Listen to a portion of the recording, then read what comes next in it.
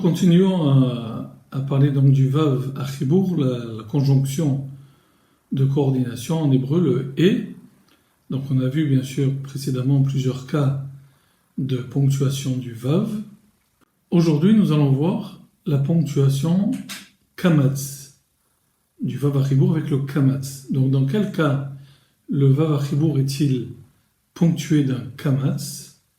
Eh bien la règle est la suivante.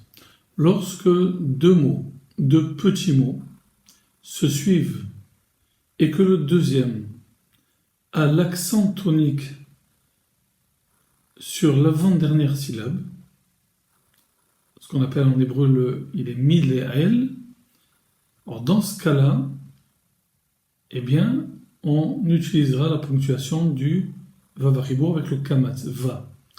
Alors ça a l'air un peu théorique, mais on le verra dans des exemples. Et finalement, c'est assez simple. Donc avant de voir la ponctuation à proprement parler, on a évoqué à l'instant l'accent tonique. Alors il faut savoir qu'en hébreu, il existe un accent tonique qui est placé soit à la fin du mot, soit à l'avant-dernière syllabe du mot. Pour comparer, si vous voulez, en français, ça n'existe pas. Tous les mots en français ont l'accent tonique sur la dernière syllabe. En hébreu, non. Je vous donne un exemple. Le mot shalom, qui veut dire la paix ou bonjour, n'est pas accentué sur l'avant-dernière syllabe. On ne dit pas shalom, on dit shalom. On accentue à la fin du mot.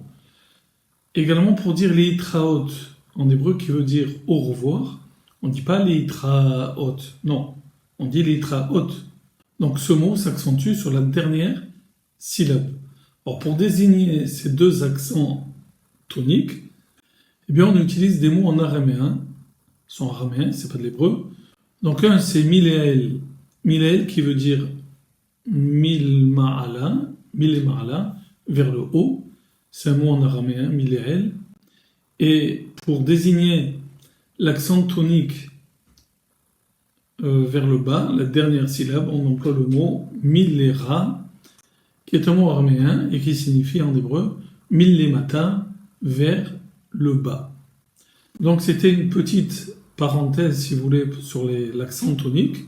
Dans le prochain cours, on verra des exemples de ponctuation du vav achibour avec le kamatz. Donc je vous dis à très bientôt.